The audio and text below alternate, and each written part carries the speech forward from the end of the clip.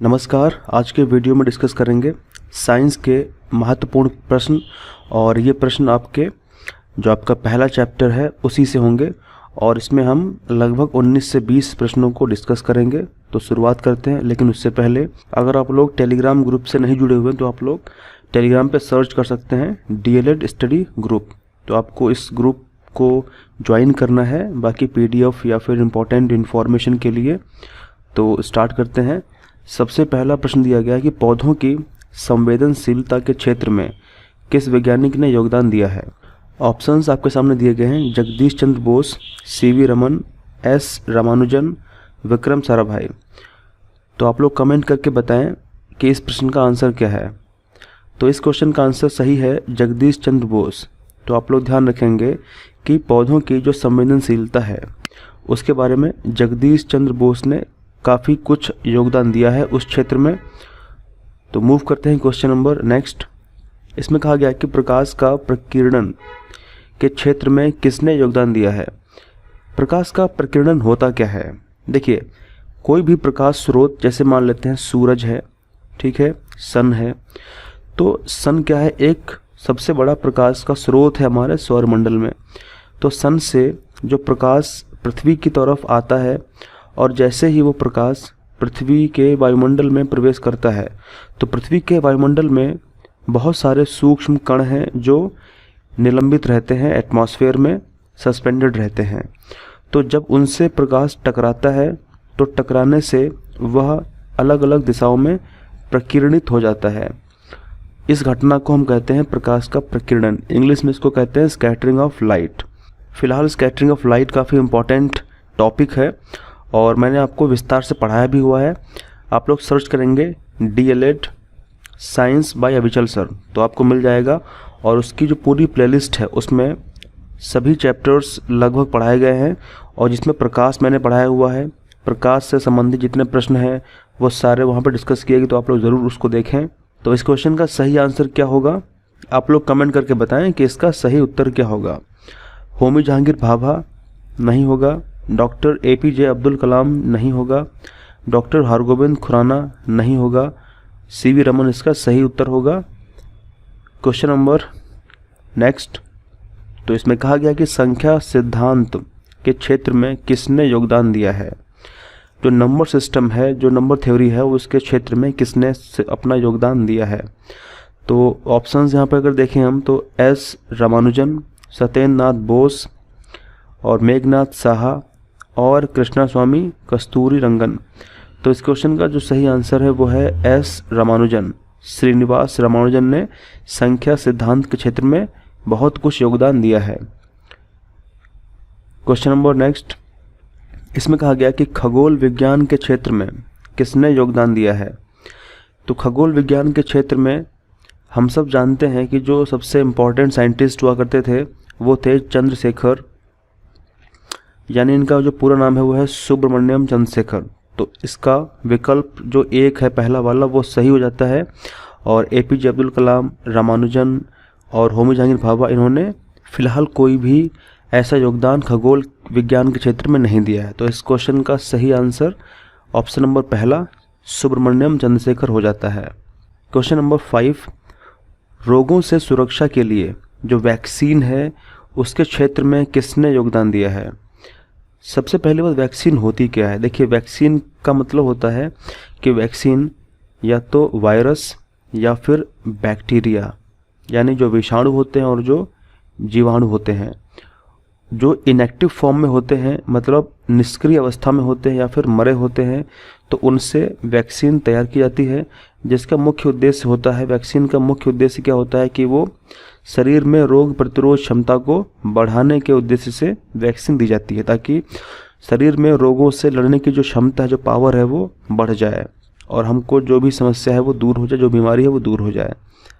जैसे हम जानते हैं कि कोरोना के क्षेत्र में कई वैक्सीन्स बनी, जैसे कोविशील्ड है, कोवैक्सीन है। तो इसका उद्देश्य सिर्फ यही था कि अगर कोवैक्सीन या कोविशील्ड वैक्सीन अगर किसी भी इंसान के बॉडी में लगता है तो कोविड-19 जो वायरस है उससे उसको प्रोटेक्शन मिल जाएगा यानी अगर वायरस उसकी बॉडी में इंटर करेगा, प्रवेश करेगा, तो उसको दिक्कत नहीं होगी क्योंकि उसकी बॉडी में एंटीबॉडीज़ पहले से ही उपस्थित होंगी। तो इसके क्षेत्र में किसने योगदान दिया है? Edward Jenner, Alexander Fleming, madam Curie, Galileo. तो इस क्वेश्चन का आंसर है पहला वाला, एडवर्ड जेनर। तो आप सभी लोग ध्यान रखेंगे कि एडवर्ड जेनर ने रोगों से सुरक्षा के लिए वैक्सीन का निर्माण किया है, यानी इसी क्षेत्र में अपना योगदान दिया है। अगर आपसे क्वेश्चन पूछे कि एडवर्ड जेनर ने सबसे पहली वैक्सीन कौन सी बनाई थी या फिर किसके लिए बनाई थी, तो इसका आंसर है चेचक। तो चेचक के इलाज के लिए, चेचक को हम बोलते हैं स्मॉल पॉक्स। स्मॉल पॉक्स एक बीमारी पहले होती थी, अब नहीं होती है। अब चिकन पॉक्स अभी भी लेकिन होती है। तो स्मॉल पॉक्स यानी चेचक के लिए, उसके इलाज के लिए, ट्रीटमेंट के लिए वैक्सीन पहले तैयार की गई थी, जो किसने की थी? एडवर्ड जेनर ने की थी। तो अब हम लोग मूव करते हैं क्वेश्चन नंबर नेक्स्ट। इस क्वेश्चन में कहा गया कि निम्न में से किसने पेनिसिलिन का आविष्कार किया? बहुत ही महत्वपूर्ण प्रश्न है ये। पेनिसिलिन, आप लोग ध्यान रखेंगे कि पेनिसिलिन दुनिया की सबसे पहली फर्स्ट एंटीबायोटिक, कौन सी? एंटीबायोटिक मेडिसिन है, ड्रग है या फिर दवाई या मेडिसिन है, ठीक है। और इसको किसने बनाया था? तो इसका आंसर है अलेक्जेंडर फ्लेमिंग, ठीक है। पहला वाला इसका आंसर सही हो जाता है। अलेक्जेंडर फ्लेमिंग ने पेनिसिलिन का आविष्कार किया। तो मूव करते हैं question number next. Next question में कहा गया कि टेलीविज़न का आविष्कार किसने किया? John Logie Baird, William Roentgen, Michael Faraday, Charles Babbage. तो टेलीविज़न का आविष्कार किया था जॉन लॉगी बेयर्ड ने। तो इसका पहला वाला विकल्प सही हो जाता है। मूव करते हैं क्वेश्चन नंबर नेक्स्ट। इसमें कहा गया है कि डायनेमो का आविष्कार किसने किया? डायनेमो का आविष्कार किसने किया है?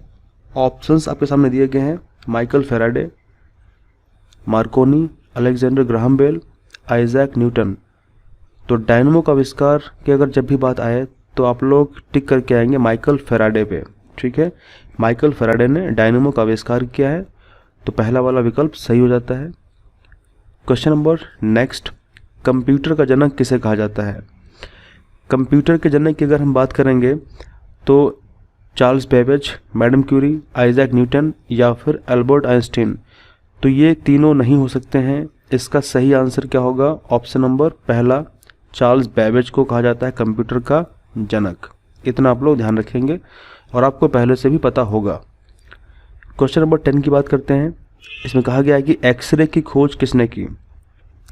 जो एक्स किरणें होती हैं, जिनका एक्स किरणों का इस्तेमाल हम कहाँ पे करते हैं?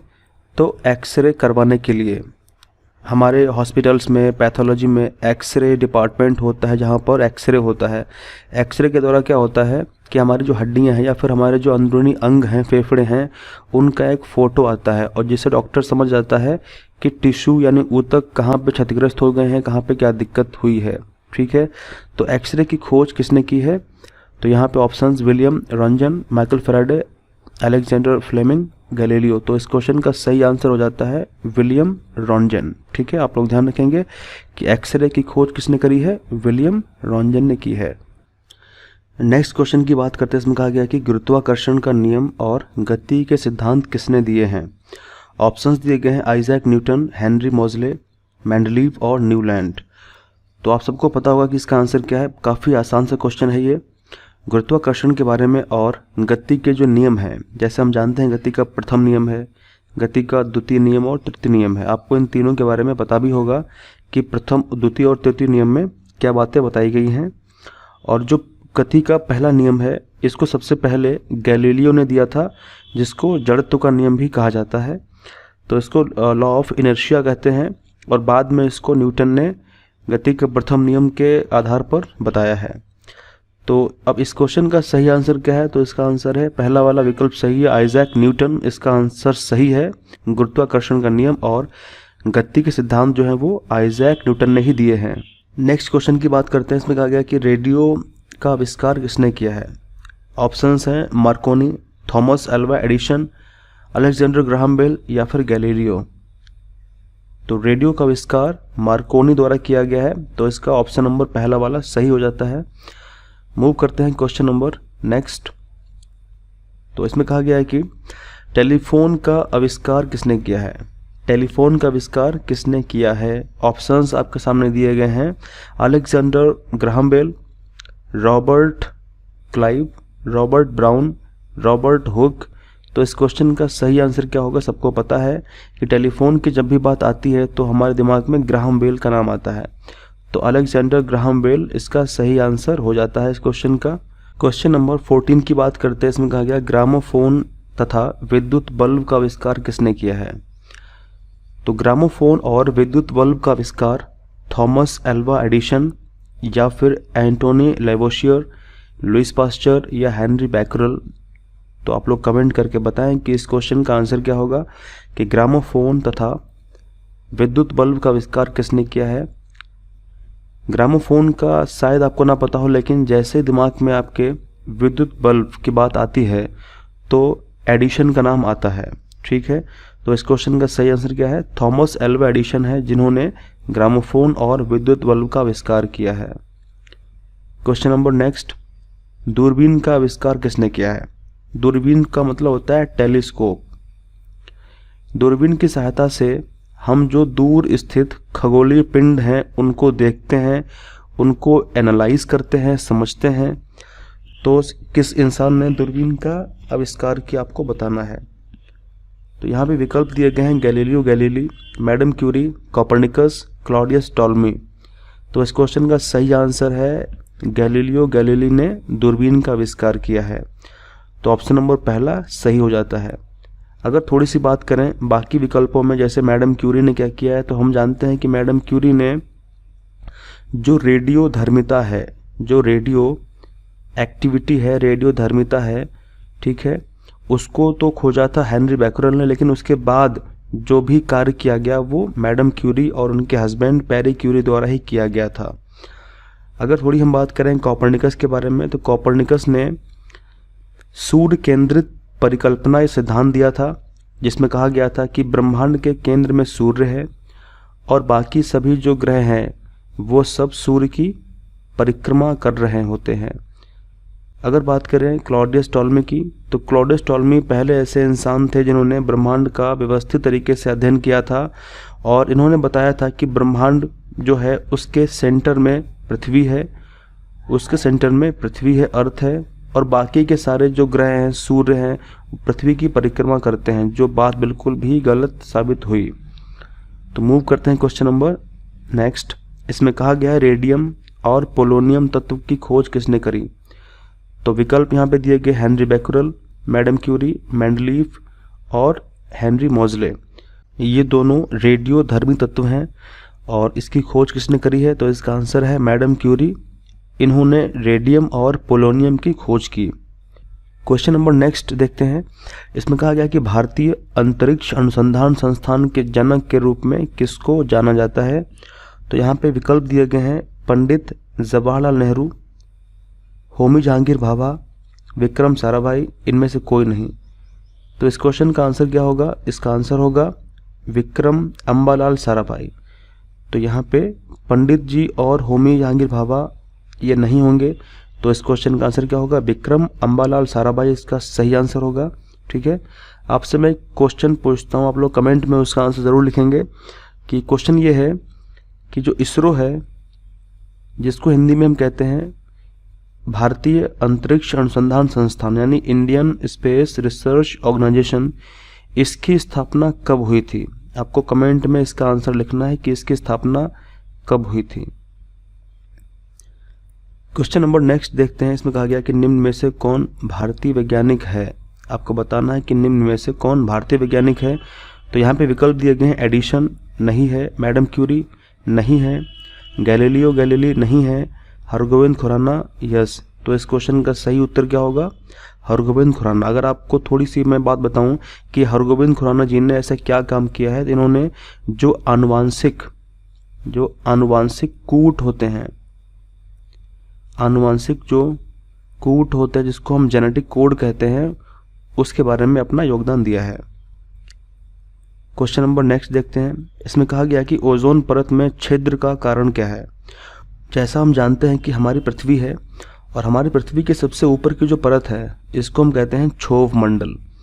ये क्षोभ मंडल कहलाती है।